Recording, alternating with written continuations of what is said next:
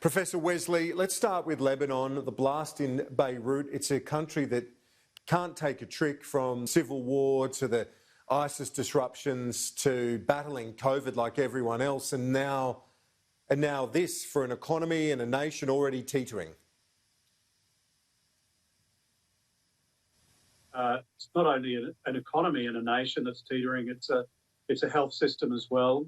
We know that COVID has hit Lebanon hard, and hospital capacity will be limited. Emergency and intensive care capacity will be limited. My understanding is that there's still no definitive count of casualties and injuries as yet.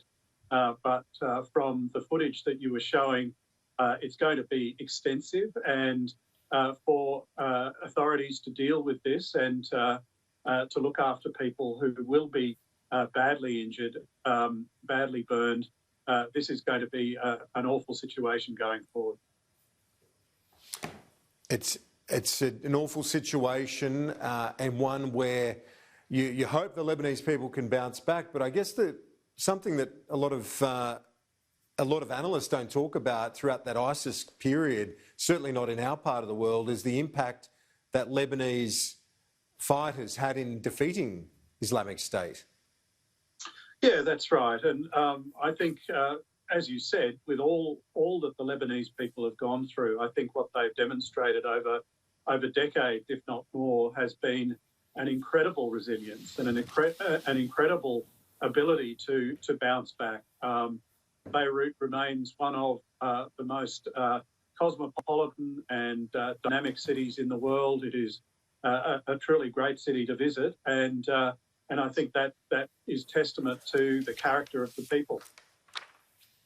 Let's look at the Prime Minister's speech today on the United States and China tensions. He's spoken about the need for a durable strategic balance in the Indo-Pacific, with like-minded nations acting more cohesively. That balance obviously is all about China. Has he got his message right, do you think? Yeah, look, I think so. I think this is basically the strategic objective of most countries in the region. They realise that on its own, the United States can't balance China. And I think Australia is one of many countries in the region that is looking at an Alliance Plus or a United States Plus strategy, which is how do we achieve a stable strategic situation in which China continues to grow and continues to be more powerful. And with each passing year, we realise what China's ambitions for the region are. Now, obviously, Australia, the United States, and a range of other countries feel somewhat uncomfortable about that. They feel less than comfortable with the idea of a region that is unipolar and dominated by China. And so the question is, what do we do about it? And I think that that power balancing response is an important one. It is really the only option that we've got on the table, and it means that Australia really does need to start to put a lot more effort and a lot more resources into building those priority relationships that the Prime Minister was talking about.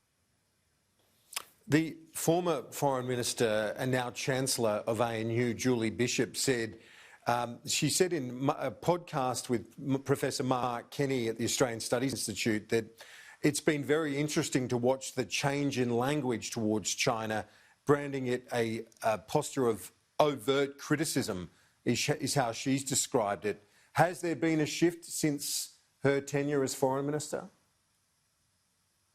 Look, I think there has been a shift, but I wouldn't say that it's necessarily been since her tenure as Foreign Minister. I think that some of the more robust language that Australia has been using in relation to China and its various claims in the region certainly date from the Turnbull government in which Julie Bishop was Foreign Minister.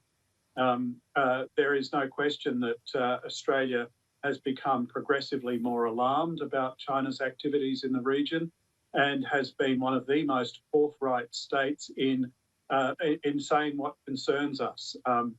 I think that is a natural part of our foreign policy trajectory.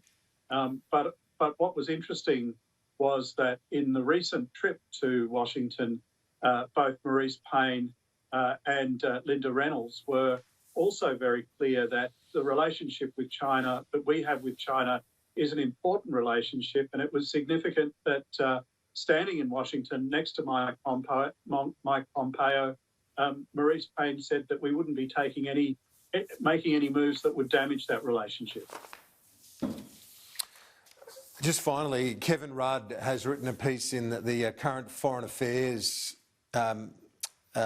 periodical, and the last paragraph really was quite jarring. He talks about 21st century sleepwalkers, Professor Wesley. I'll read a little bit of it to you, and he says the core lessons in the events leading to World War I is that a relatively minor incident, the assassination of an Austrian archduke, can escalate into a war between great powers in a matter of weeks. This is how he's characterised the current tension between China and the US. Is he overstating just how sensitive things are? Look, I think it is. It is a situation of concern to see the growing hostility between China and the United States. But I also think that we shouldn't overdraw the comparisons between pre-World War I Europe and 21st century Asia-Pacific. Europe, of course, had just come off really a couple of decades of really tense relations among the great powers in Europe. Two of those great powers, as recently as 1870, had been at war, France and Germany, and there was really a growing and febrile atmosphere of mistrust. I don't think we've got there yet in the current day, but that doesn't mean that we shouldn't be concerned, and we shouldn't be worried that these tensions between Washington and Beijing are escalating, and we need to have a restraining hand on that escalation. Well, you hope so. Professor Wesley, thank you.